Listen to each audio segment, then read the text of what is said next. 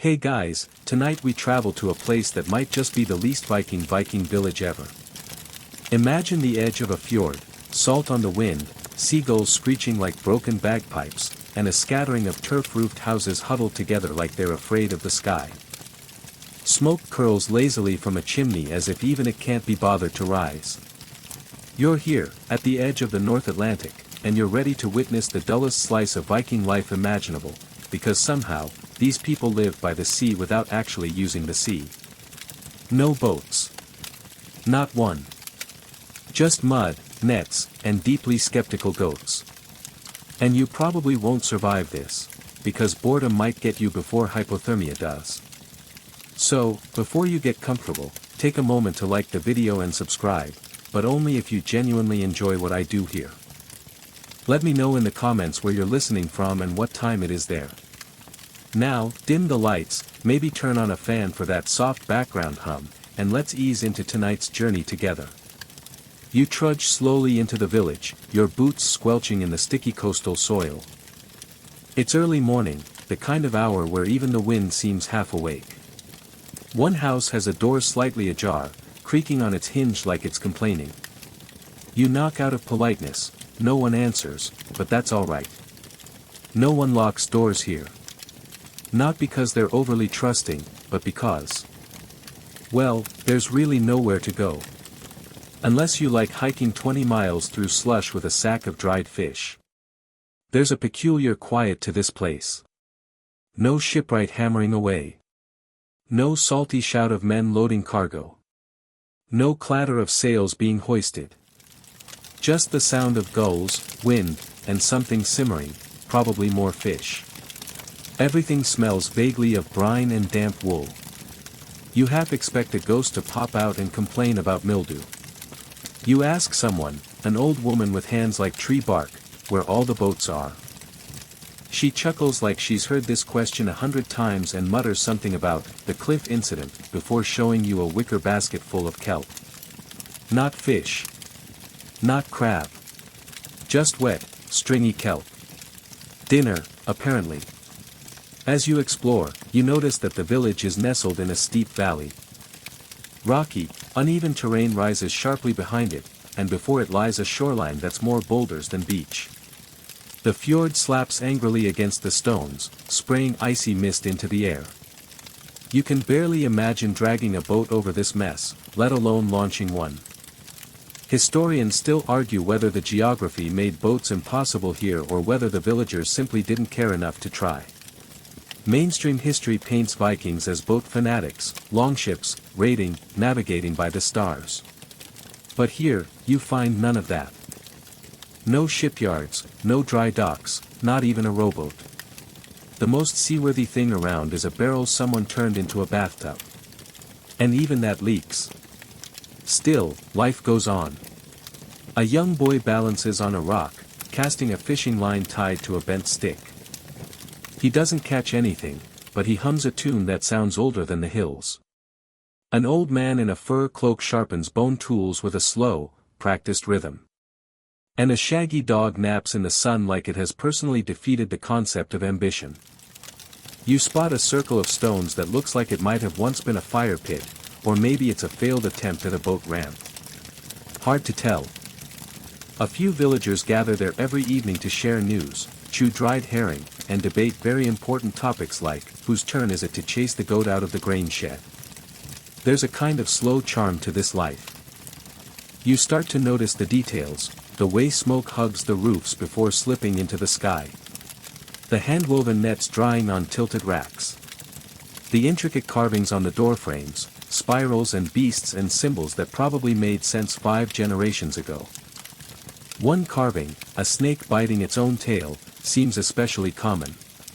Some scholars believe this symbol, called the Ouroboros, was meant to represent cycles, self-containment, or maybe just the eternal disappointment of fishing with no boats. Then you find it, a rotting plank with iron nails, buried under a turf stack. A clue? Maybe. It's just big enough to be from a hull, one that never quite became a boat. The wood is wrong anyway, spruce, not oak. Too soft for the sea. Still, you wonder. You ask again, this time to a wiry man skinning a fish, did your people ever have boats? He shrugs, wipes his hands on his tunic, and says, some say yes. Some say the cliff ate them. He doesn't elaborate. Just spits, and walks off humming the same tune as the boy earlier. You sit on a rock, watching fog roll in like a lazy tide. The idea sinks in slowly, this was a Viking village that, despite all the stereotypes, lived entirely on land. And that's not just rare, it's deeply strange. Especially given their geography. You'd think someone would have at least tried a canoe. But no. It's as if the sea was something to be stared at, not sailed. There are theories, of course. Maybe this village was a penal colony for particularly unadventurous Vikings. Maybe the elders swore off the sea after a tragedy. Or maybe, just maybe, some communities simply didn't buy into the boat hype. They weren't raiders or explorers. They were fjord huggers, kelp farmers, goat whisperers. It's getting darker now. Smoke rises again, this time with the scent of something slightly better than boiled fish. Maybe root stew. You're not sure. A child waves at you with a spoon. Behind her, the fjord gleams dully in the moonlight. Still no boats. Still no sails. And yet, somehow, the stillness feels complete. Word count, 1092, awaiting, continue, you said, continue, ChatGPT said, section 2 you wake to the sound of gulls arguing overhead, vocal, high-pitched, full-on avian soap opera. Stretching stiffly from your bedding, a pile of straw and what may or may not be sheepskin, you step outside. The cold air nips at your face with the soft ferocity of a wet sock slap. Another day in this boatless Viking hamlet, where people fish but never float. The shore is alive with movement, if you can call it that. It's more of a slow shuffling of people who look like they've never been in a hurry a day in their lives. You spot two brothers wrestling a massive net across the slippery rocks. It's not the kind you'd expect draped over a boat, but a shoreline dragnet. They cast it out from land, using weighted stones to sink it, then haul it in like patient trolls, grunting and swearing under their breath. The catch? A few silvery fish, a chunk of seaweed, and, mild excitement, a dead crab. The village dog perks up and immediately claims it like it's a dragon's hoard. You learn quickly, food here isn't glamorous. It's persistent. This place doesn't operate on grand gestures. No raiding parties. No storming the shores of distant lands. Instead, people here fish by wading waist deep into the tide, standing still for hours like damp scarecrows, hoping something edible stumbles into their trap. Historians still argue whether this was a holdover from older, pre-seafaring Nordic fishing traditions or simply an adaptation born of necessity and deep-seated pessimism. The village's shoreline gear is creative. There are long poles with dangling bone hooks. Flat stones with holes drilled into them, primitive sinkers. And the piece de resistance, a net made from tightly twisted horsehair. It looks more like cursed string than fishing equipment, but apparently it works. At least when the tide doesn't drag it into the void. You meet a middle-aged woman with hands red from salt and cold. She gestures for you to help her carry a basket of bait, mostly worms and sea slugs, and starts explaining their fishing strategy in a tone that suggests you should have been born knowing it. Her husband, she says, once tried to build a raft from barrels and sheep bladders. It sank immediately, and the barrels were repurposed to store pickled herring. Nothing goes to waste here, not ambition, not failure.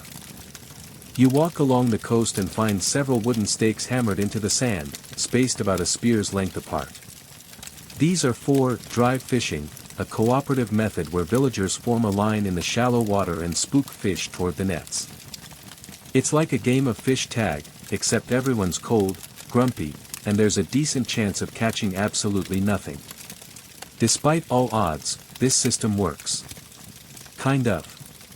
They don't catch much, but they catch enough.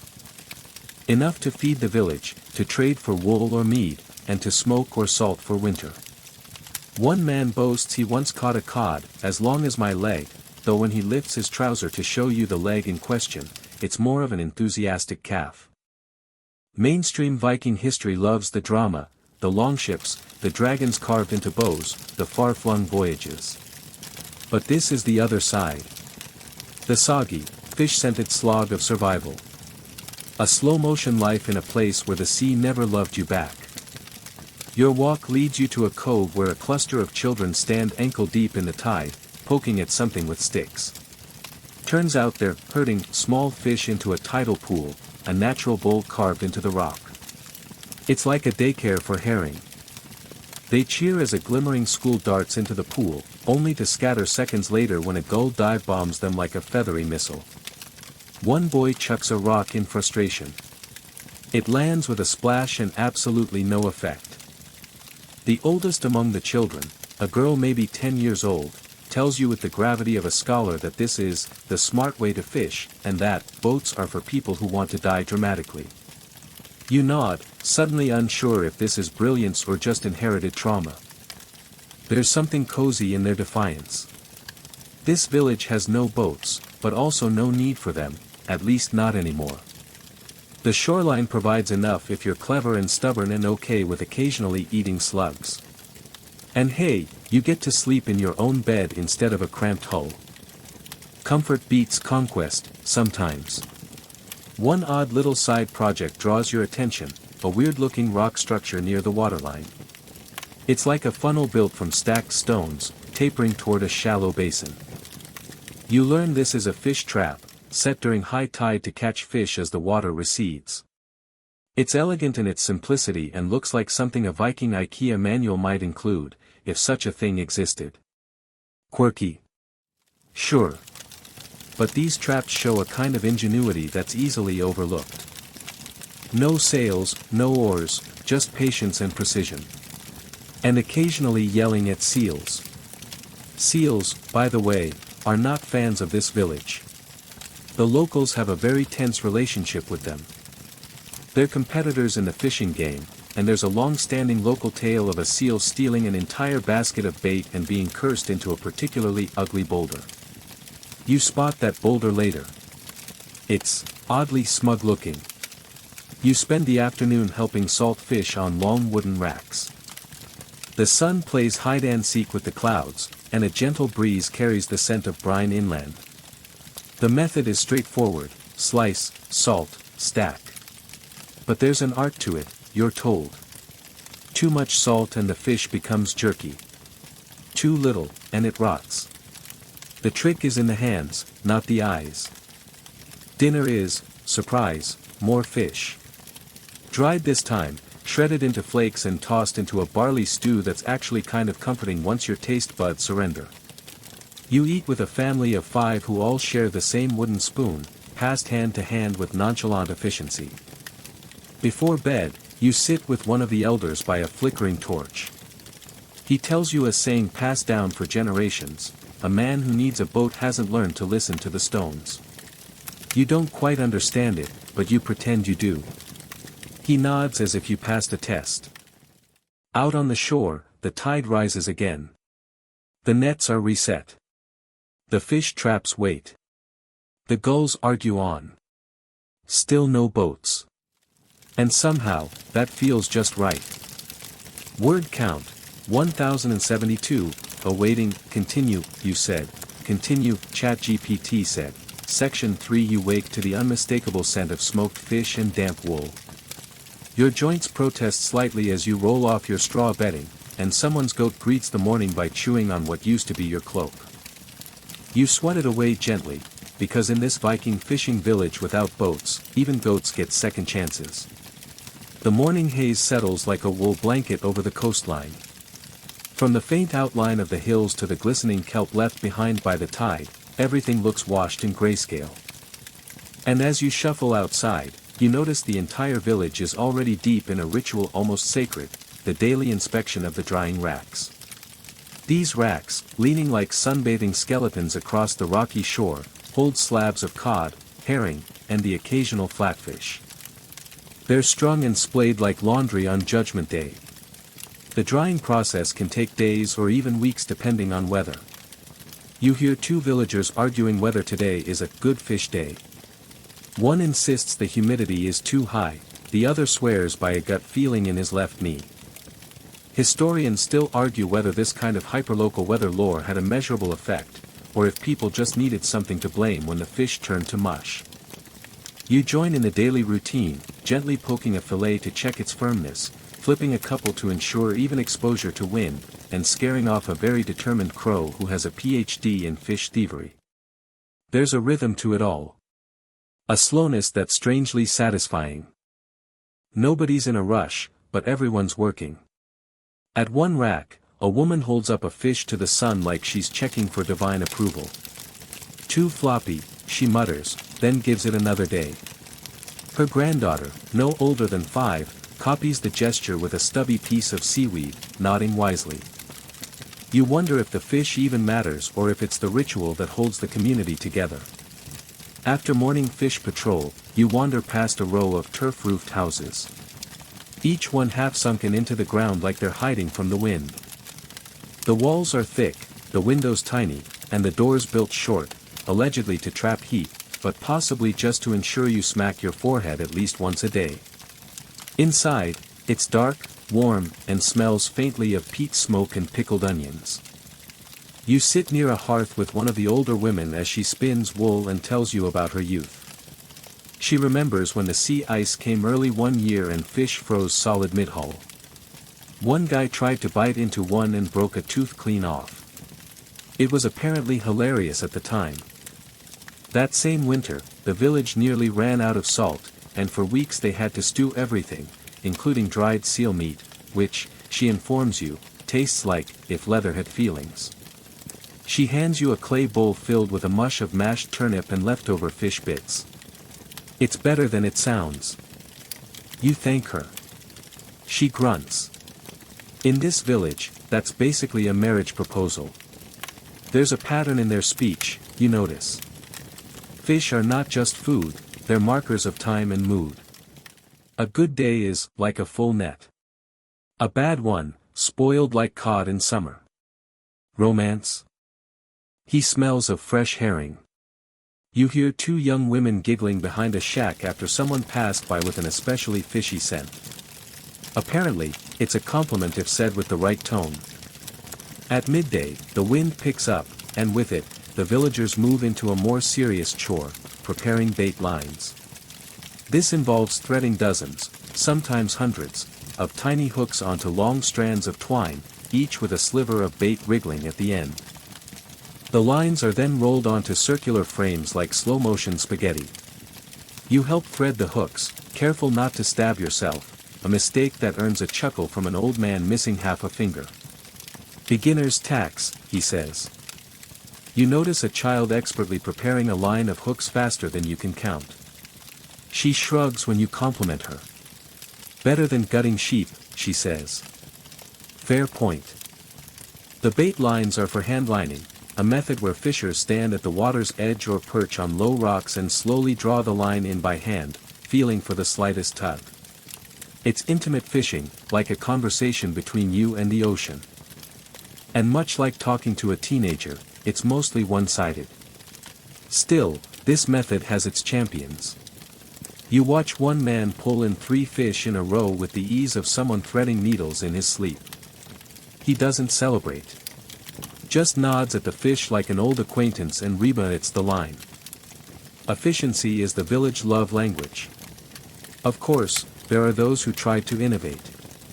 You hear the tale of Bull Canute, a man who once attempted to fish from a large wooden washtub. He made it 10 meters offshore before the tub filled and flipped, leaving Canute soaking wet and oddly proud. He swore the fish respected him more after that. To this day, the tub hangs upside down over his doorway like a badge of stubborn valor. The lack of boats is still something of a mystery to you. There are enough trees around for small vessels. And the villagers certainly have the skills. But the stories offer clues, one about a boat that was taken by a sudden squall, another about a fishing party that vanished. There's an unspoken superstition here, a reverence, or maybe a fear, of the sea that goes beyond simple practicality. Historians still argue whether this was due to a catastrophic loss, or a gradual cultural shift reinforced by spiritual beliefs and salty grudges. Evening falls slowly, the sky blushing with orange and lavender. The drying racks cast long skeletal shadows across the pebbled shore. Dinner is quiet, a warm stew of barley, herbs, and what might be eel. You're not asking.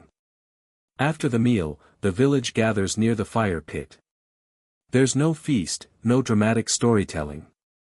Just quiet conversation and the occasional burp.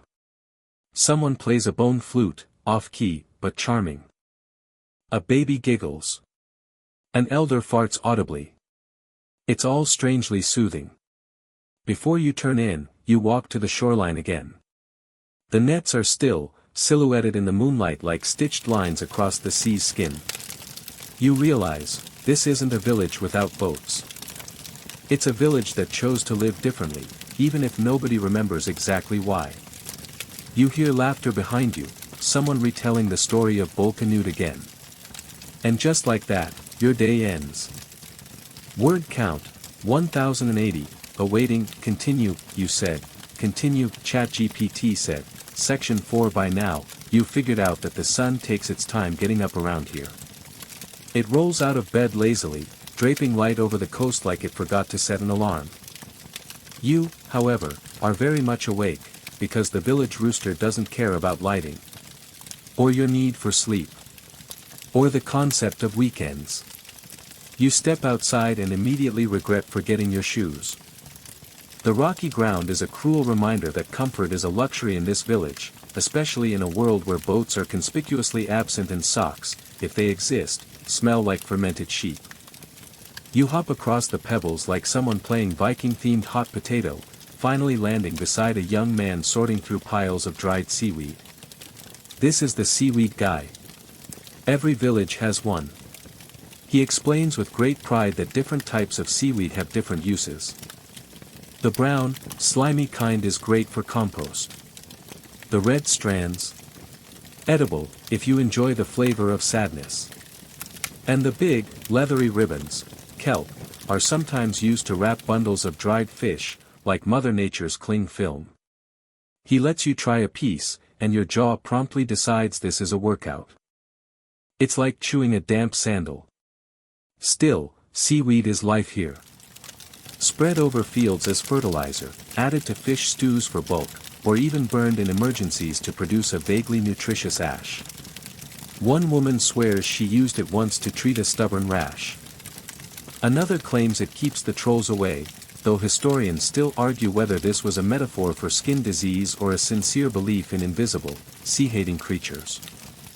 The village children gather seaweed too, stuffing it into baskets and occasionally throwing handfuls at each other when no one's watching. You see one particularly rebellious toddler eating a piece straight off a rock. Nobody stops him. You suspect this is his rite of passage. As the tide begins to recede, you head toward the tidal zone with a group preparing to harvest shellfish. This is a delicate operation requiring patience, sharp eyes, and a healthy disregard for cold water. The tools are rudimentary, wooden prongs for digging clams, small wicker baskets for collection, and fingers that haven't felt warmth since spring. You join a woman named Frida who's an absolute master of prying mussels from rocks. She chats idly as she works, barely looking down. You gotta feel them, she says, like it's a Jedi art form. You try it and succeed only in scraping your knuckles. Twice. Shellfish are vital here, not just for food, but for trade. Pickled limpets, smoked clams, dried mussels, these were sometimes bartered inland for grains, or even luxury items like beeswax candles or colored cloth. The catch? No boats means no large-scale harvesting. It's strictly footwork. And backwork. And the occasional icy splash in the crotch when a wave sneaks up on you mid-dig. While crouched among the rocks, you spot a strange stone figure partially buried in sand. Frida tells you it's a watch rock, a carved guardian face meant to ward off spirits that steal shellfish. It looks more like a grumpy turnip with a unibrow, but you nod solemnly. Quirky local traditions are not to be mocked, out loud. There's a story tied to that rock, actually. Centuries ago, someone supposedly cursed the shoreline after a jealous rival village sabotaged their shellfish traps. Ever since, every third tide is stingy, yielding barely a handful of mussels. Historians still argue whether this was just an observed pattern due to lunar cycles, or a real case of coastal sabotage and ancient passive aggression. Back in the village, the shellfish are sorted. The clams are opened and sun-dried on wooden planks. Mussels are boiled in seaweed broth, then skewered and smoked. Limpets, well, they're mostly fed to the dogs, unless times are especially hard. You get to sample a boiled mussel. It's chewy and briny and surprisingly, okay. You smile politely, then chase it with a generous gulp of water. One older man is busy using shells to craft fishhook barbs. He's hunched over like a gargoyle, squinting as he scrapes slivers of shell into shape with a shard of flint. He tells you, through two missing teeth and a deep mistrust of vowels, that shell hooks were once considered superior to bone, more brittle, sure, but sharper and easier to replace. You nod like someone who knows exactly what they're doing and definitely hasn't stabbed their own thumb twice today. Next to him, a teenage girl is making jewelry from broken shells. Not for trade, she insists, but for warding charm purposes. You suspect it's also for flirting. The necklace she holds has a tiny polished mussel shell at its center, flanked by two symmetrical beads made of snail casing. When you compliment it, she blushes and mutters something about good luck during fishing. Her brother makes retching noises nearby. By afternoon, it's time for fish gutting. Again. This time, you help with a special preparation method, fermenting. Yes, fermenting. Welcome to the Viking delicacy that's equal parts tradition and olfactory warfare. The villagers dig a pit near the edge of the settlement and line it with seaweed. Fish, small ones today, mostly sprats, are laid in layers, salted generously, then covered with more seaweed and flat stones. Over time, the fish will soften into a pungent, protein-rich paste. Supposedly, it gets better with age. You try not to breathe through your nose. Or mouth. Or ears. Someone offers you a taste of last year's batch. You pretend to drop it by accident. They laugh and say, smart choice. As evening sets in, smoke curls lazily from turf chimneys. The village begins its nightly routine. Shellfish are placed in clay pots to simmer overnight. A few people sharpen knives by torchlight. Children feed scraps to the goats, who accept the offering like benevolent gods. You sit near a family roasting mussels on flat stones. They pop open with a hiss, releasing puffs of briny steam. It's oddly comforting. Someone hums a tune you don't recognize but feel like you've known your whole life. Just before sleep, you pass the watch rock again. The light from the moon makes its carved eyes seem almost alive. You wonder if it's still keeping guard, or just quietly judging your earlier attempt at clam digging. No boats. No sails. No chasing the horizon. Just you, the shore, and the slow, fish-scented heartbeat of a village that's learned to stay put. Word count, 1095, awaiting, continue, you said, continue, ChatGPT said, section 5 this morning, you wake up not to a rooster, but to the sound of an argument over fish entrails.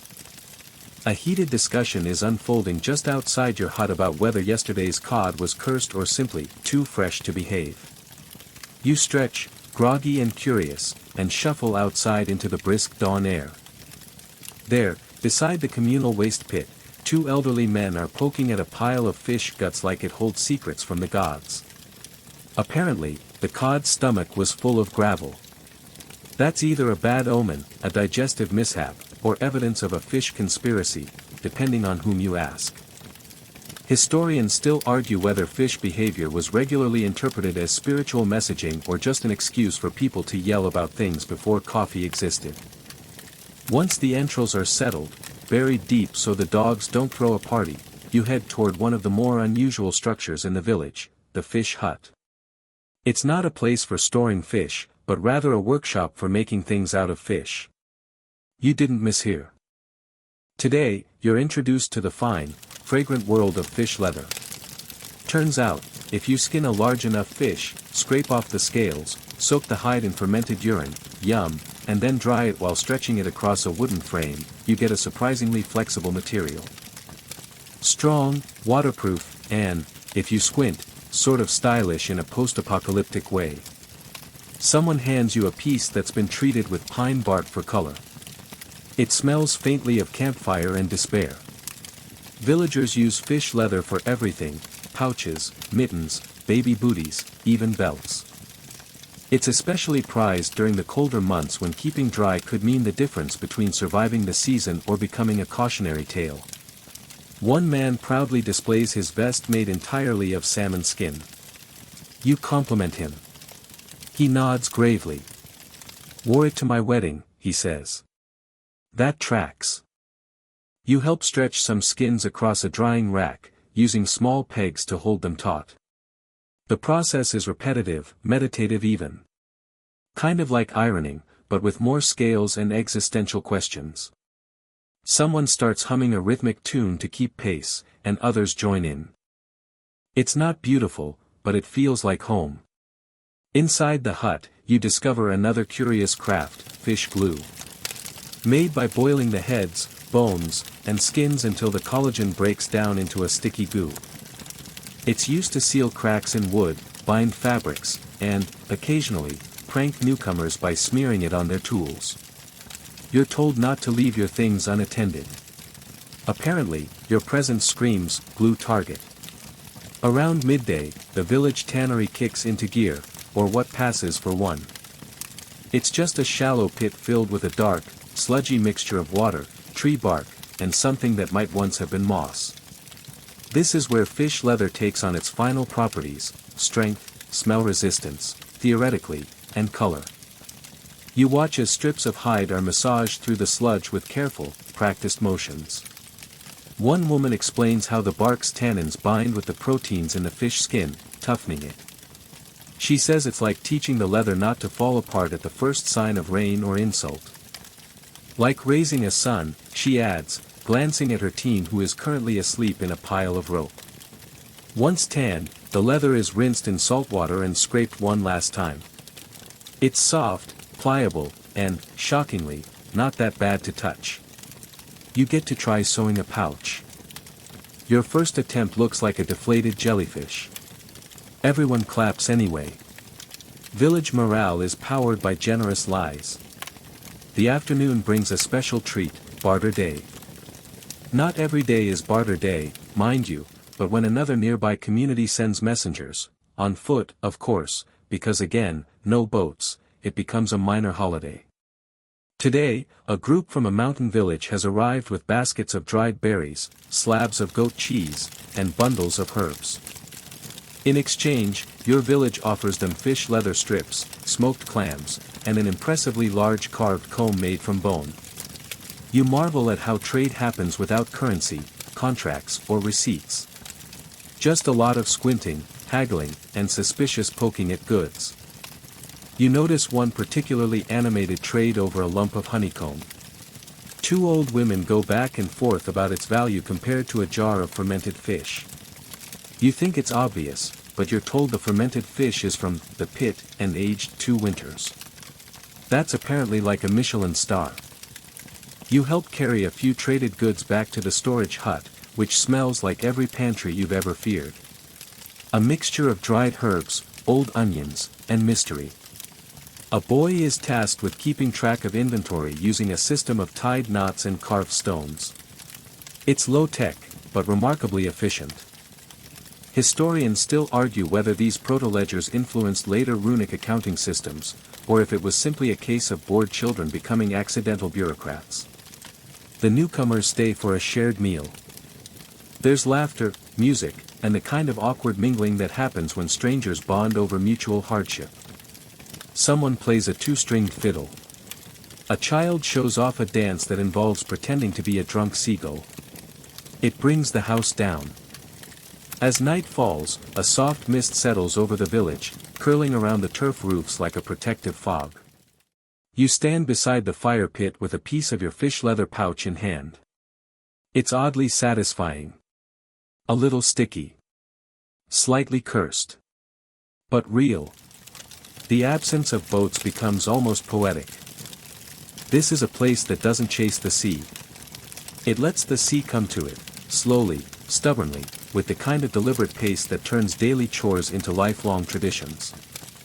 You think about the fish glue, the leather boots, the gravel-stomach cod that caused a scandal this morning, and it all makes a strange kind of sense. You don't need boats to go places. Sometimes, the place is the story. Word count, 1078, awaiting, continue, you said, continue, ChatGPT said, Section 6 the wind shifts direction overnight. You notice it the moment you step outside, colder, sharper, carrying the scent of distant ice and disappointment. The elders glance at the sky and mutter things like, bad fish day, or, goat fussy weather, which seem to carry great significance but lack any helpful follow-up. Today, you're assigned to the salt crew. That's not as glamorous as it sounds, if it even sounds glamorous at all, but it's a crucial job. Without salt, this village would be reduced to a soggy pile of spoiled fish and regret. Salt is preservation, seasoning, and sometimes, social currency.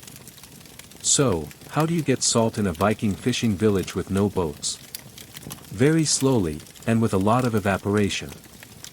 You're led to a shallow, rocky basin down near the shore, where seawater pools naturally during high tide. Villagers have widened and shaped the basin with stones and clay, transforming it into a series of mini salt pans. It's not industrial, this isn't a Roman saltworks, but it gets the job done, drop by drop. Someone hands you a smooth seashell. Your job is to gently scoop away algae and debris without disturbing the water too much. You do this under the warm sun, which, for once, is in a helpful mood. The salt will slowly crystallize along the stone edges and can be scraped up over several days. One of your companions explains that this method only works in the summer, and even then, just barely. In winter, they burn seaweed and driftwood in low clay furnaces to create ash salt, a more bitter, less elegant option. Historians still argue whether this was a widespread Norse practice or a desperate coastal hack born from sheer salt thirst. As the sun rises higher, you notice the white beginnings of crystallization. It's oddly satisfying, nature's slow alchemy. You scrape the edges gently and collect the gritty, flaky treasure in a wooden bowl. A child passes by and whispers, "Don't sneeze near it," like salt theft via wind is a real and terrifying threat.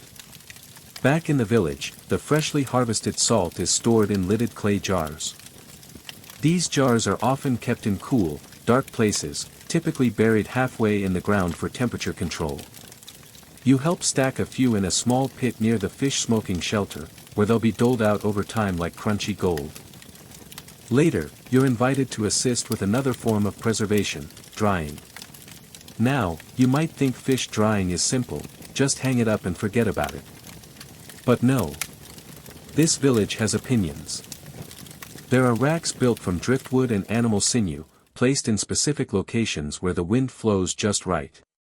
The fish are split open and butterflied, sometimes rubbed with a little salt, hello again, and then laid across the racks like scaly laundry. You're told to face the heads in the same direction, westward, always westward. Why? Because that's where the worst storms come from, and fish respect defiance. You nod. Obviously.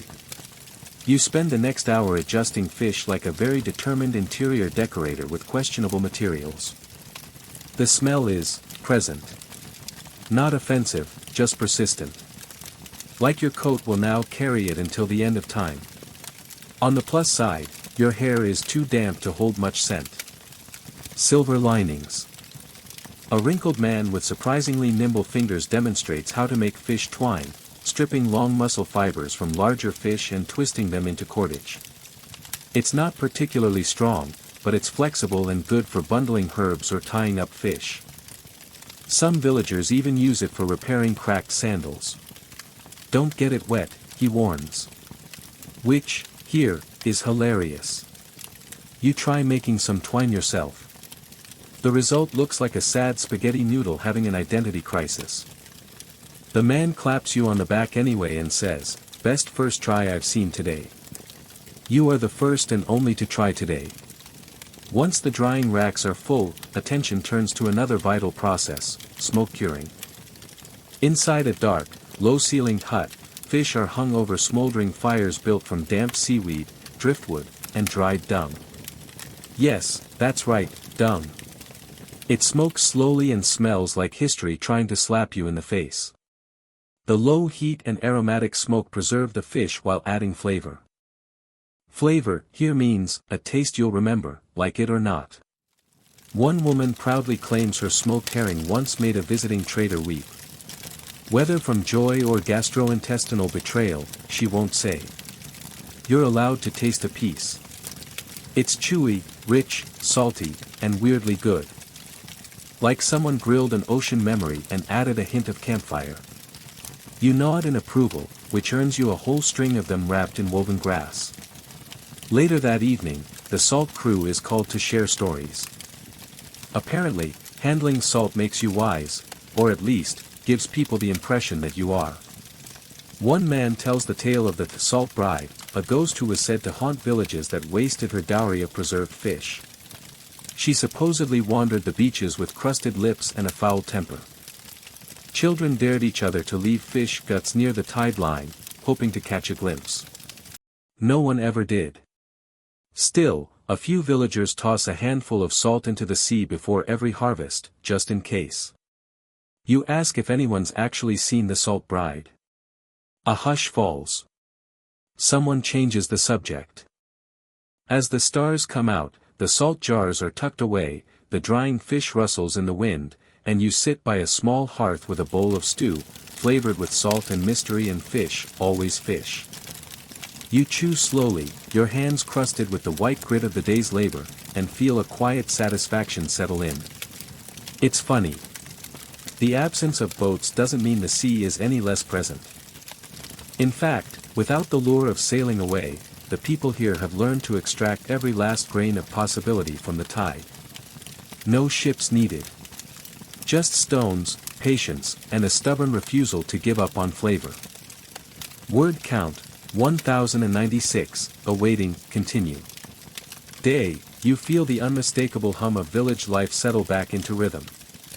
The salty air has a heavier weight today, filled with the scent of fresh seaweed and the low, persistent sound of fish drying. It's early, but everyone's already at work, and the village has begun its familiar, slow-motion hustle. It's a daily routine that you're starting to appreciate, even if it involves more than your fair share of cold hands and sore knees. After breakfast, which, naturally, consists of dried fish, smoked herring, and a splash of seaweed stew, you're tasked with helping at the fish trap again. This time, the villagers are trying a different method, one that involves boulders. Apparently, the best fish traps require not only patience but also considerable strength to carry the stones to the right spots. The trap is a strange, ancient-looking structure. It's like a Viking IKEA project gone wrong, a labyrinth of stacked stones that forms a shallow but efficient funnel. The idea is simple enough: set the trap at the right spot, wait for high tide, and then let the fish swim in, only to become trapped as the water recedes. The villagers don't exactly explain it, they just know it works. And that's good enough for them. You watch as they wade out to the trap, water sloshing around their ankles. You help drag rocks into place, your arms tired but oddly satisfied with the teamwork. It's hard to get frustrated here. The sun is soft today, the air smells like salt water and damp earth, and the people around you seem at peace with their existence, despite the constant challenge of living so close to the sea, yet never fully embracing it. One of the older men, who, like most of the villagers, looks like he's been worn into the landscape by years of fishing, gives you a knowing look. "Catch anything?" he asks, nodding toward the trap. You shake your head, feeling the awkwardness of someone from a world far removed from this one. The man chuckles, a wheezing, gravelly sound. "It's not about what you catch.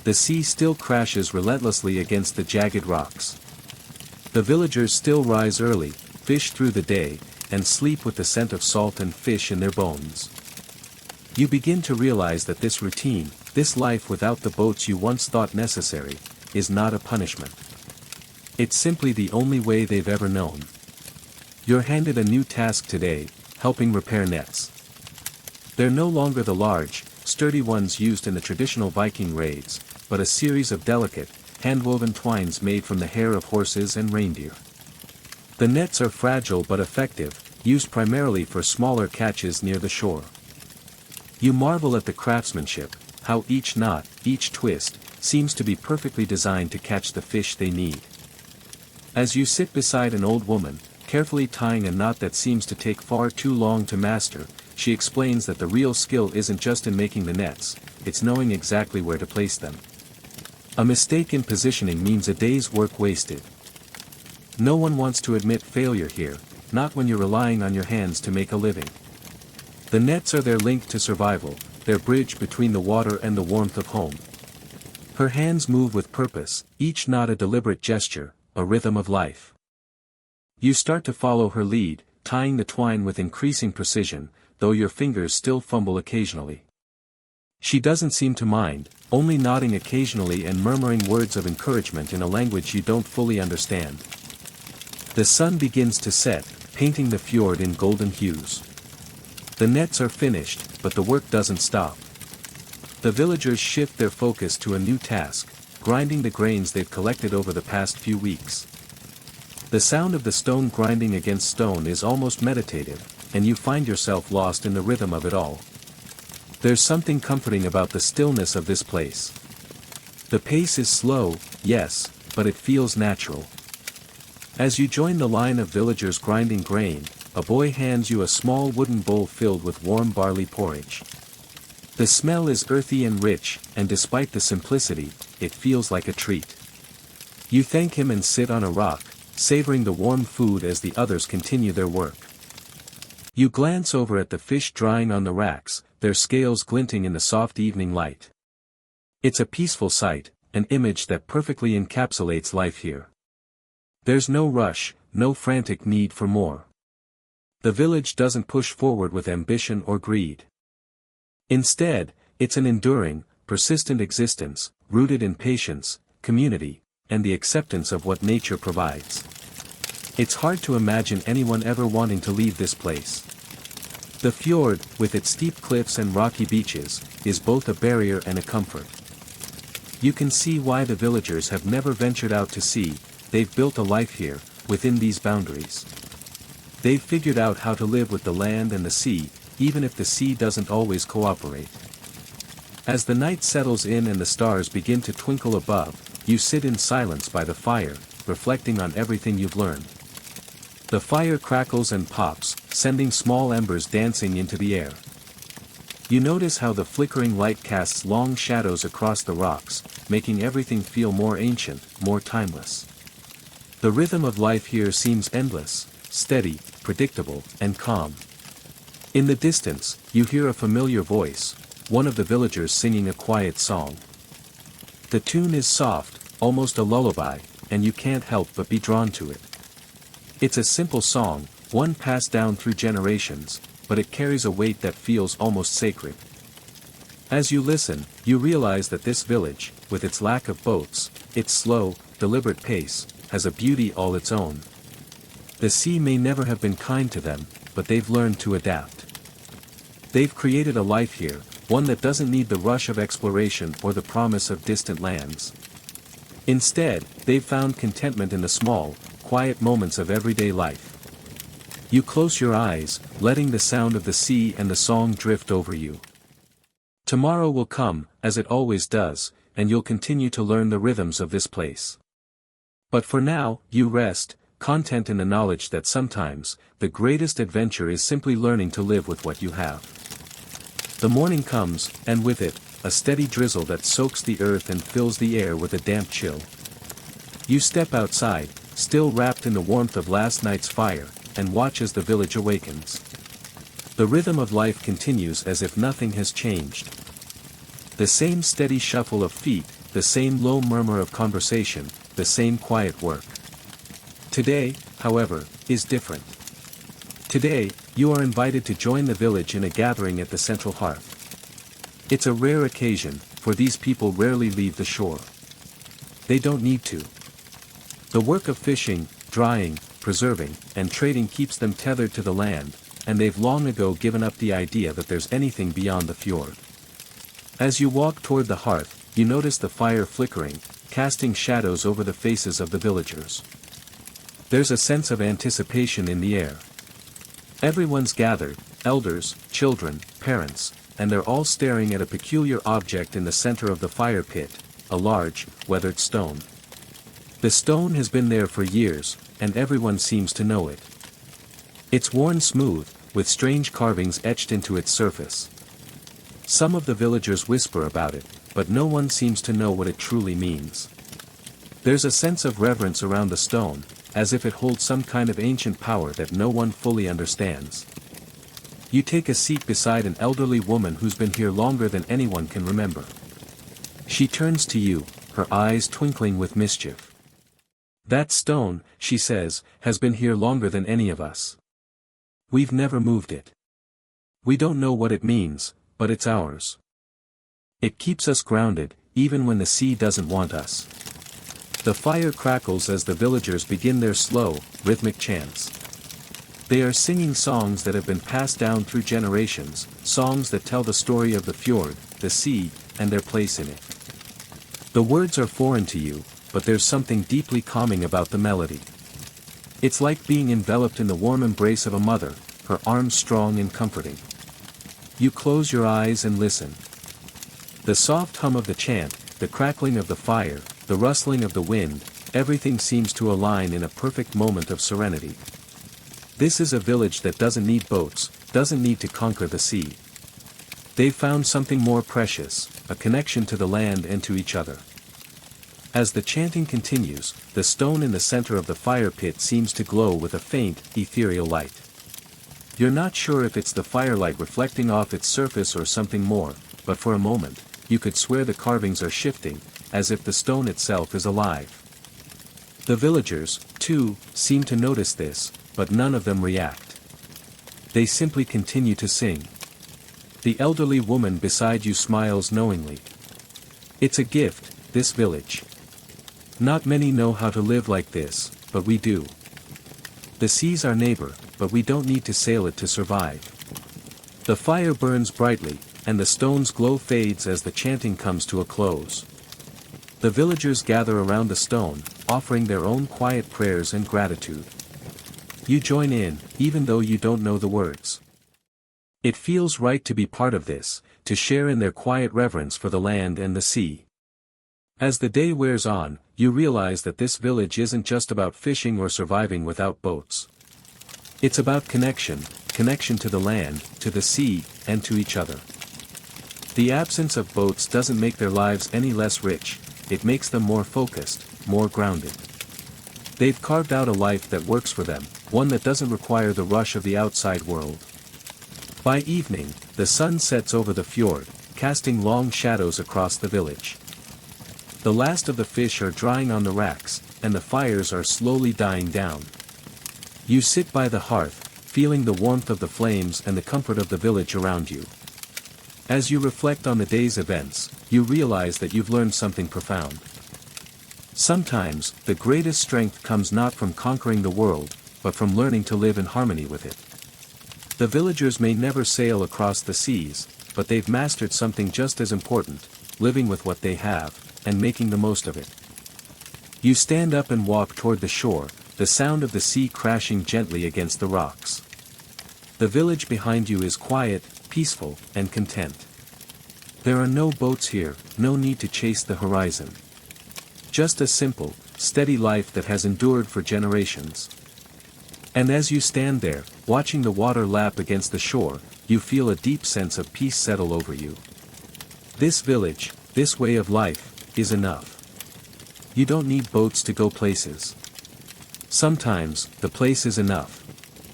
The next morning, you wake to the soft sound of the wind whispering through the trees. The air is crisp, fresh with the lingering scent of salt from the night before. As the village stirs to life, you feel a familiar sense of calm settling over you.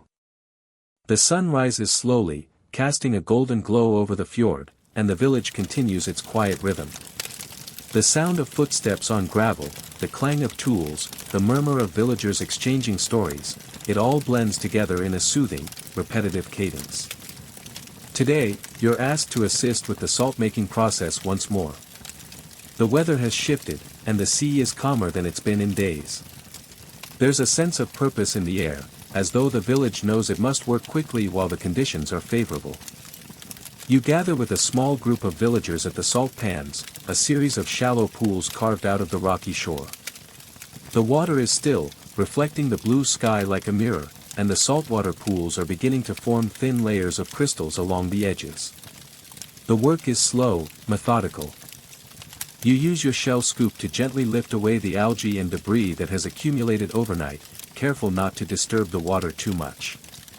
As the sun climbs higher, you notice how the air is thick with the scent of brine. The salt crystals start to form, and you scrape them into your basket with practiced ease. It's not glamorous work, but there's something satisfying about it. Something deeply connected to the land and the sea. The process is simple, but not without its challenges. As the sun beats down, you notice the air getting hotter, the sweat starting to pool at the back of your neck. Despite the discomfort, there's a certain rhythm to the labor, a steady pace that matches the village's overall approach to life. No one rushes. No one complains. The salt making is just another task to be completed, like the fish drying on the racks or the seaweed gathering. It's all part of the same slow, deliberate dance with the world around them. After several hours of scraping and collecting, the salt pans are nearly full. The day is wearing on, and the village begins to prepare for the evening meal. As you walk back toward the heart of the village, you notice how the sky has shifted. The clouds have gathered in a thick, gray blanket, and the wind is picking up. You feel the familiar chill of the evening creeping in. The villagers, however, are unfazed. They continue their work, each person moving with a sense of quiet purpose. There's no rush, no panic, just the steady rhythm of the village that has existed for centuries. As evening falls, the village begins to settle in for the night. The smell of fish and salt lingers in the air, and the sound of laughter echoes through the turf-roofed houses. The community gathers near the fire, sharing stories and jokes as the last rays of the sun slip behind the mountains. It's a familiar, comforting routine, and you realize just how much you've come to appreciate it. The absence of boats, once such a glaring oddity, no longer seems so strange. This village, with its quiet rhythms and simple ways, has its own kind of beauty. The villagers have learned to work with what they have, to live within their boundaries, and to find contentment in the small things. There's no need for grand voyages or distant lands. The sea is there, just beyond the rocks, but they have no need to conquer it. They've learned to make peace with it. You sit by the fire, surrounded by the villagers. The warmth of the flames against your skin feels like a gentle reminder that, in this place, it's the simple things that matter most. The sea will always be there, crashing against the rocks, but it no longer feels like something to be feared or conquered. It's just part of the landscape, part of the rhythm of life here. As the fire burns low and the stars begin to twinkle in the sky, you feel a sense of calm wash over you. There's no rush, no urgency. Just the steady, rhythmic pulse of life in this boatless Viking village. And for the first time since you arrived, you understand. This is enough. You don't need boats to go places. Sometimes, being still is the greatest adventure of all. The following days pass in a haze of steady labor and subtle reflection. You begin to feel more and more like a part of this quiet, patient community. It's a slow rhythm, but it's a good one. You wait to the sound of gulls arguing over something trivial, stretch as the morning sun casts its pale light over the village, and step outside to find the familiar chill of the coastal breeze nipping at your skin. Nothing changes, except, perhaps, you. The villagers go about their daily routines with practiced ease. You help with the fish racks again, hanging the salted cod and herring with care. Each fish is treated as if it holds the secret to survival, its preservation a vital link in the chain of this small, boatless village. You notice how the villagers don't just preserve fish, they preserve their way of life. Each fish, each drying rack, each knot in the nets is a deliberate choice to live in harmony with the land, to make do with what they have. One morning, you find yourself at the edge of the shore, watching the sea lap gently against the rocks. The water is calm today, the surface reflecting the pale blue sky above. It's hard to imagine that just beyond the horizon lies a world that's constantly in motion, ships sailing, people journeying, horizons being chased. But here, there is no chase. No rush. No need to conquer the world. The village is content in its stillness, and for once, you begin to understand why. You walk back to the village slowly, letting the rhythm of the sea guide your steps. The villagers are busy with their work, some are cleaning fish, others are repairing nets, while children chase each other across the rocky beach. It's a scene of quiet productivity, each person in their own world, but connected by the common goal of sustaining the village. As the day wears on, you realize that the absence of boats isn't just about a lack of means. It's about a choice to live differently. There's no need for grand voyages, no need for sails and oars. The village has found its own path, one that doesn't require crossing oceans or chasing distant lands. Instead, they've embraced the quiet, slow pulse of life on the shore. The sea is not a force to be conquered, it's simply a part of the landscape, something to work with, not against. You sit by the fire that evening, the warmth of the flames comforting you as the wind picks up outside. The village gathers, as they always do, around the hearth. There's no feasting, no grand celebration, just quiet conversation and the occasional burst of laughter. Someone begins to play a simple melody on a flute, the sound drifting into the night. It's a tune that feels as ancient as the village itself, a reminder that, even in the absence of boats, life goes on. You glance around at the faces illuminated by the firelight, rugged, weathered, but content. The absence of boats has not led to hardship. In fact, it has brought the villagers closer to each other, to the land, and to the sea. They've learned how to live with the rhythms of the world around them, finding beauty in the small moments and contentment in the steady pace of daily life.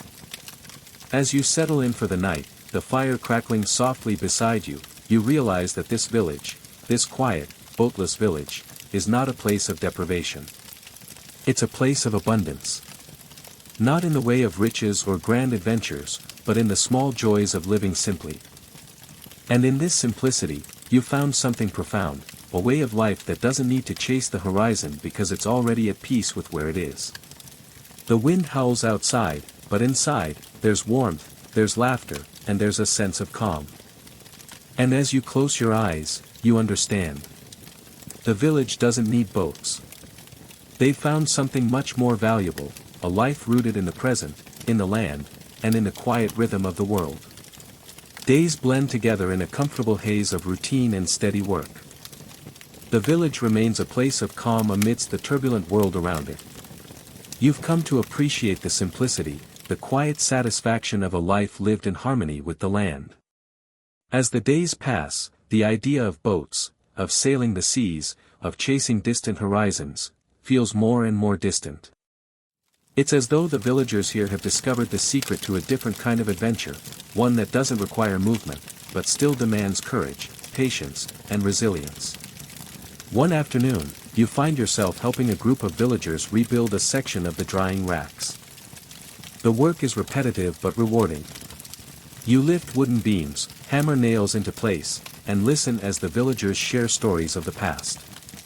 These are stories passed down through generations, tales of gods and monsters, of adventures that took place long before anyone alive could remember. There are no grand raids here, no epic voyages. The stories are simple, rooted in the everyday lives of those who lived in this quiet corner of the world.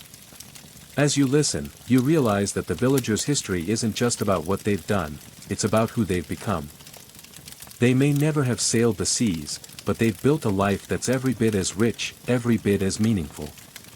The fjord, the rocky shore, the fish that fill their nets, these things have shaped them just as much as any longship could. Later, you wander to the village's edge, where the land meets the sea. The tide is low, and you can see the remnants of old fishing traps scattered along the shoreline. Some are still functional, while others are little more than forgotten relics, covered in seaweed and barnacles. These traps are a testament to the village's resourcefulness, proof that, even without boats, they've managed to adapt, to make do with what they have. As you stand there, watching the waves lap gently against the rocks, you think about the life the villagers have built. They've learned to live with the land, to find beauty in the simple things. There's no rush to go anywhere, no need to conquer the world. Instead, they've embraced the world they have, finding joy in the small, quiet moments that make up their daily lives. The sun begins to set, casting a soft glow over the fjord. The villagers begin to gather near the fire pit, the warm light of the flames dancing across their faces.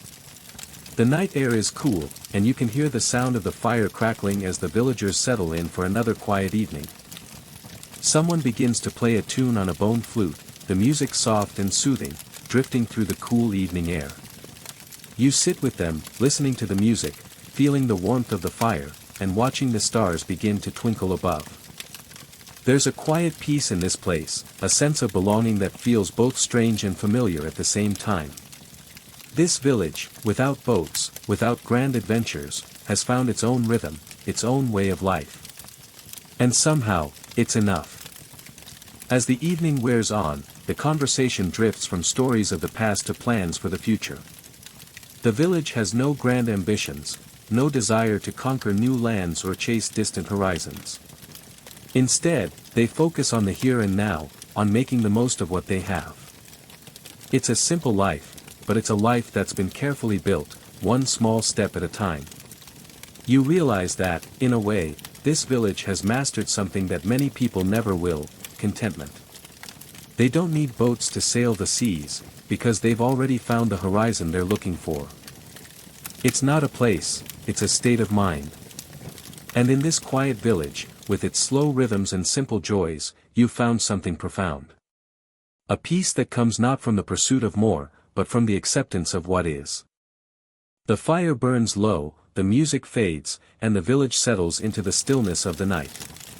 And as you close your eyes, you understand that the greatest adventure doesn't always come from what you seek. Sometimes, it comes from what you already have. The days are growing longer, and with them, the days here in the village have taken on a peculiar kind of timelessness. The rhythm is slow but steady, and you've started to feel like a part of the village, rather than just an observer. The work continues, unhurried but vital, fishing, drying, preparing food, and maintaining the nets and traps. There's always something to do, but no one seems to rush to do it.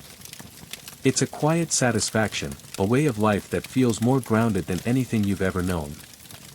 This morning, as you help with the fish drying racks, you notice a peculiar change in the air. It's not the weather, there's a familiar salt in the breeze, the ever-present reminder of the fjord. But it's something else. The villagers seem different today. They're still going about their business, mending nets, carving tools, preparing food, but there's a certain sense of urgency that wasn't there before. It's subtle, but it's there. You ask one of the villagers, a wiry man with sharp eyes and a crooked smile, what's going on. The sea's changing, he says, his voice low but steady. It's about time. He doesn't elaborate, but you can see the tension in his eyes. The sea is both a provider and a threat here. It gives life, but it can also take it away in an instant. It's a constant presence, always there, always shifting.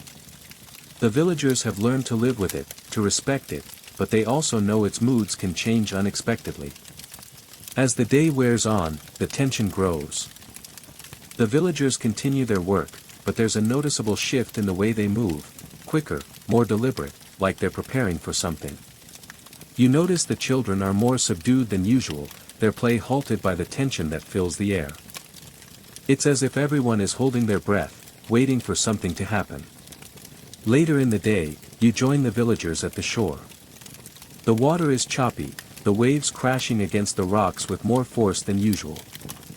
The tide is rising higher than it has in days, the waves pushing closer to the shore. The sound is louder now, the roar of the sea filling the air.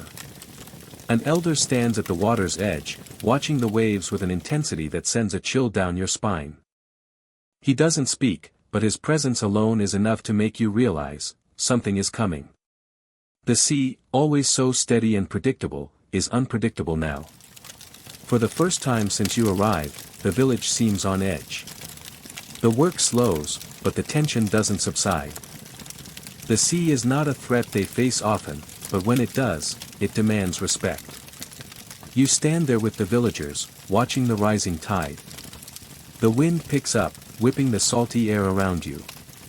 You feel the weight of the sea on your shoulders, like an old, unspoken memory rising from the depths.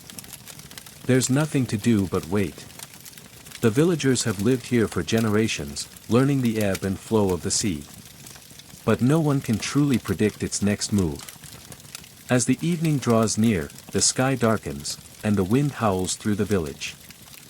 The villagers return to their homes, but the unease remains. There's no telling what the sea will do next. All they can do is wait. That night, you lie in bed, listening to the sound of the wind outside. The quiet hum of the village has been replaced by the roar of the sea. It's a reminder that, even in this place of calm and routine, nature is always in control. The sea doesn't need boats to assert its power. It simply is. And sometimes, that's all it takes. The village sleeps fitfully, knowing that tomorrow, the sea may calm, or it may change the course of their lives. It's a reminder that, for all the simplicity of their lives, the sea is always there, a reminder that they live on its mercy. It's a humbling thought. But one that's been a part of their lives for generations. Storm, the village feels different. There's a quiet sense of relief, but also an air of readiness, as if everyone is prepared for the next shift, the next change. The sky is gray, the air crisp and cool, and the sea is still, as though it's exhausted from its display of power the night before. The villagers move with a renewed purpose, gathering their tools, checking their nets, and making sure everything is in its place. The energy is different now, it's purposeful, focused, yet still calm. As you join the others by the shore, you see the evidence of the storm's impact. The waves have shifted the sand, pulled debris up onto the rocks, and scattered seaweed across the beach. The air smells different too, fresher, cleaner, but with a hint of salt that lingers longer than usual. It's a reminder that the sea is never still, that even in its calmest moments, it's always in motion, always shifting. You help collect the debris, working alongside the villagers who are already knee-deep in the task. Everyone is focused, but there's no panic. It's just another day in the life of this village, one that has learned how to handle the unexpected. No one is rushing. No one is complaining. It's simply work to be done, and you do it because it's part of living here. As you move along the beach, you notice the fish traps, some still in place and others half buried in the sand. The storm has been a reminder that the sea isn't always predictable. Yet, the village has managed to find a balance with it. They don't challenge the sea. They don't try to control it. They live alongside it, knowing that sometimes the sea will provide, and other times it will take away. The sound of laughter breaks through the quiet. A child runs past, her hands full of seaweed, and she's laughing as she tries to keep the strands from slipping through her fingers. The older villagers smile at her, shaking their heads but fondly watching her run. There's something comforting in this. Even with all the uncertainty of the sea, there is joy to be found in the small moments. The child's laughter is a reminder that life, despite its challenges, goes on. By midday, the sky begins to clear, and the sea settles back into its usual rhythm. The village continues its work, the pace steady and methodical. The fish traps are reset, the drying racks are checked, and the nets are mended. Everything is back to normal, but there's a quiet understanding that nothing is ever truly normal. The village knows that the sea, like everything else, is always changing, always in flux. You sit by the hearth with an elder, listening to stories of the past. They're not grand tales of conquest or heroic voyages, there are no dragons or vast battles here. Instead, the stories are simple. They're about how the village adapted, how they learned to work with the sea instead of against it. It's a different kind of history, one that doesn't involve ships or raiders, but it's no less important. The elder speaks of ancestors who came to this fjord because it was quiet, because it offered a life that didn't require grand adventures. They came here, and they stayed. And they thrived, in their own way. The elder pauses, glancing out the window at the sea. The sea may not love us, they say, but we've learned to love it back. In our own way. It's a simple statement, but it holds weight. It's a reminder that sometimes, living in harmony with the world around you is more powerful than trying to conquer it. The village doesn't need to sail the seas to survive. They've learned how to live alongside it, how to make do with what they have. As you walk back to your hut, the sun is low on the horizon, casting long shadows across the village. The fire pits are being stoked, and the scent of evening meals fills the air. The villagers gather, as they always do, around the fires, sharing food, stories, and laughter. The day is coming to an end, and the village is ready for rest. You sit by the fire, your hands warm from the heat, and you realize that this life, though simple, is profound. The sea is not a place to conquer or escape from. It's just there, constant, unpredictable, but always present. And in its presence, the village has found a rhythm, a life that is its own. As you watch the flames flicker, the village quiets around you, and you realize that this boatless life, this life by the sea, is enough. You don't need to chase the horizon. Sometimes, staying in one place and learning to live with what you have is the greatest adventure of all. As the days stretch on, you become more attuned to the rhythm of the village. The work never stops, but neither does the sense of peace. The villagers have found a balance between effort and rest, between work and play. Each day is filled with small tasks, tending to the nets, mending fishing lines, and repairing the village's humble homes, but there is no hurry. The sea is still as unpredictable as ever, but it no longer seems to weigh so heavily on the villagers. They've accepted that there are some things beyond their control. One afternoon, you find yourself walking down to the shore again, this time with an elder who has taken you under his wing. His hands are rough, calloused from years of fishing and building, but there's a warmth in his eyes. He speaks little, but his actions speak volumes. Today, he's leading you to a secluded part of the beach, where you've never ventured before. The sand here is darker, the rocks jagged, and the air feels thicker with salt. This place, he says, pausing to look out over the water, was once where we built our boats. You look at him, surprised. Boats? Here. The elder nods, his face growing solemn. A long time ago, we tried. But the sea was too much. The rocks too sharp. And when the storm came, the boats sank. We never tried again. But we didn't stop living. We learned to fish without them. It's a simple story, but one that holds deep meaning. The village didn't stop because of their failures. They adapted, just as they've always done. The sea may have taken their boats, but it didn't take their spirit. They found a way to survive, to thrive even, without ever needing to sail away. You stand with the elder for a moment, watching the water lap gently against the rocks. The sea has calmed since the storm, and it almost seems at peace with itself. You realize that this village, this quiet, boatless village, has found something rare, a sense of permanence in an ever-changing world. The sea may come and go, but their way of life remains constant. The village doesn't need to conquer the sea. They've already done something more important, they've learned to live with it. As the elder begins to walk back toward the village, you follow him, lost in thought. The rocks crunch beneath your feet, and you can hear the faint sounds of the villagers working in the distance. The sun is starting to dip below the horizon, casting long shadows over the beach. The village feels more like home with each passing day, more like a place you could belong forever. You realize that the absence of boats doesn't diminish this place. It only makes it more unique. The village may not be connected to the sea in the way other Viking settlements are, but it has something that many of those other villages don't, a quiet resilience. A willingness to adapt, to embrace change, and to thrive even when the world around them doesn't seem to offer any easy answers. By the time you return to the hearth, the village is settling in for the evening. The fire crackles warmly, and the scent of fresh fish stew fills the air. You sit down beside the fire, the warmth spreading through your body, and for the first time in a while, you realize just how much you've come to appreciate this place. The sea may never have been kind to the village, but it has given them something more valuable, the ability to live with it, to work alongside it, and to find peace in its unpredictability. As the night falls, you feel a deep sense of contentment. You're not chasing any distant horizon anymore.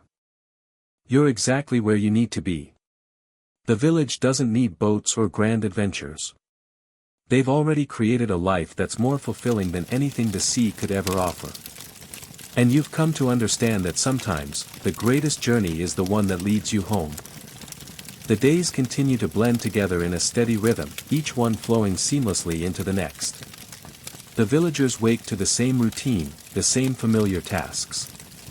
The sound of gulls echoes through the air as the children race along the shore, their laughter mingling with the cry of the birds. You're beginning to understand why the villagers feel so connected to this place. There's a quiet magic in the simplicity of it all, a magic that doesn't require grand adventures or dramatic victories. The quiet, slow pace of life here is its own kind of triumph. One morning, as you help gather seaweed for drying, a young man approaches you. He's carrying a bundle of twine and fishhooks, his face flushed from the exertion of his work. He's been part of the village for as long as anyone can remember, but there's something in his eyes today that seems different.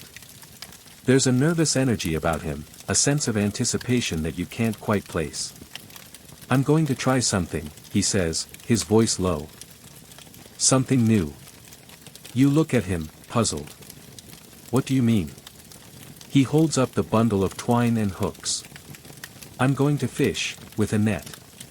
A real one." You stare at him in surprise. "A net? No one here has ever used nets for fishing before. The village has always relied on handlines and patience. The thought of using a net seems almost radical, as if it goes against everything they've ever known." The young man sees the look on your face and laughs nervously. "I know. But the sea's been kind to us lately. Maybe it's time for something different." You don't know what to say. The idea of using a net feels both exciting and a little bit terrifying. If it works, it could change the village's entire way of life. But if it fails, it could be a disaster. The young man walks to the shore, his bundle of twine and hooks clutched tightly in his hands. You follow him, curiosity piqued. He sets up the net, working quickly but carefully. The other villagers watch from a distance, some shaking their heads, others whispering among themselves. You can feel the tension in the air, a quiet anticipation as the young man prepares to cast the net for the first time. With a deep breath, he throws the net into the water. The villagers hold their breath as it sinks into the tide, the waves gently lapping against its edges. The young man waits, his hands clenched at his sides. For a long moment, there's nothing but the sound of the wind and the waves. Then, with a sudden jerking motion, the net begins to twitch. The young man pulls it back, and you watch as the first fish, large, silvery, and glistening in the sunlight, flops onto the shore. A cheer erupts from the villagers, their surprise and excitement filling the air. The young man stands there for a moment, breathing heavily, as if he can't quite believe it himself. He looks at the fish, then back at the net, and his eyes light up with a mix of pride and disbelief. "It worked," he whispers. The villagers gather around, some clapping him on the back, others simply staring in awe. The net has caught more fish than they've ever seen in a single haul. For a moment, it feels like the village has just crossed some invisible line, a line that separates them from the way they've always lived and leads them into something new. As the sun begins to set, the village gathers by the fire once again. The fish are cleaned and prepared, their scales gleaming in the fading light. The net has changed everything, and yet, nothing feels different. The village is still the same, quiet, steady, and rooted in its ways.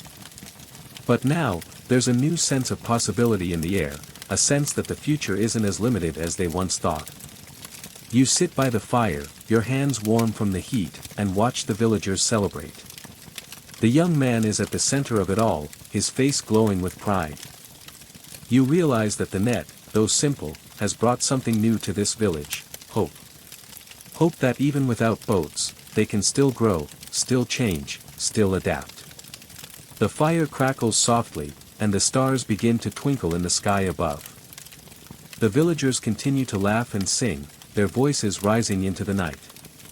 And as you sit there, surrounded by the warmth of the fire and the steady rhythm of the village, you realize that the greatest adventure isn't always about venturing out to sea. Sometimes, it's about finding the courage to try something new, to take a step forward, and to embrace the unknown. The night stretches on, the fire's warmth wrapping around you like a blanket. The village is alive with the energy of change, but it's a quiet change, a slow, steady change that feels just right. For the first time since you arrived, you feel that sense of belonging, that sense of home. The sea may not be kind to them, but they've learned how to work with it, how to find their own way. And that, you realize, is all they ever needed. The next few weeks in the village carry a renewed sense of energy.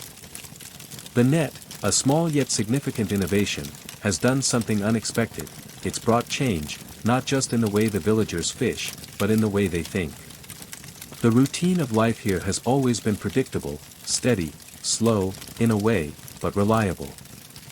But now, there's a subtle undercurrent of excitement, of potential.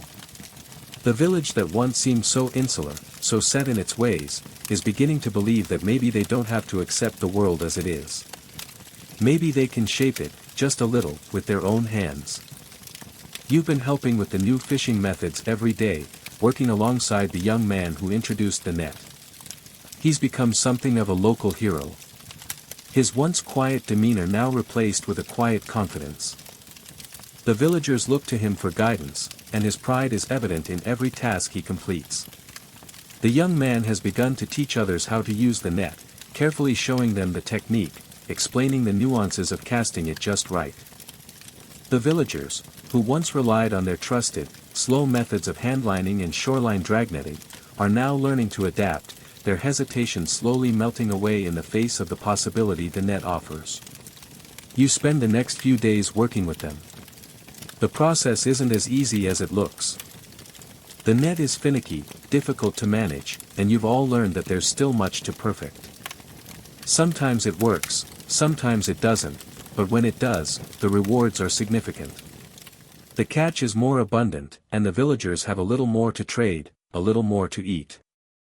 There's even talk of starting a small barter system with the neighboring villages. The idea feels like a whisper of something greater, something more than just survival. One morning, after a long, hard day of hauling the nets, you sit with the villagers by the fire. The warmth of the flames is a welcome relief from the chill that has begun to settle in the air. The smoke curls upward, and you can feel the weight of the evening, the weariness in your muscles, the satisfaction of work well done. You listen to the quiet murmur of conversation around the fire, stories, laughter, the occasional joke about the fish that got away. You've come to appreciate the sound, the steady hum of life. It's something simple, but it's also a deep comfort. The young man who first introduced the net sits beside you, his face calm and thoughtful. "I never thought we'd do it," he says, almost to himself.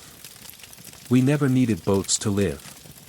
But now we have something more."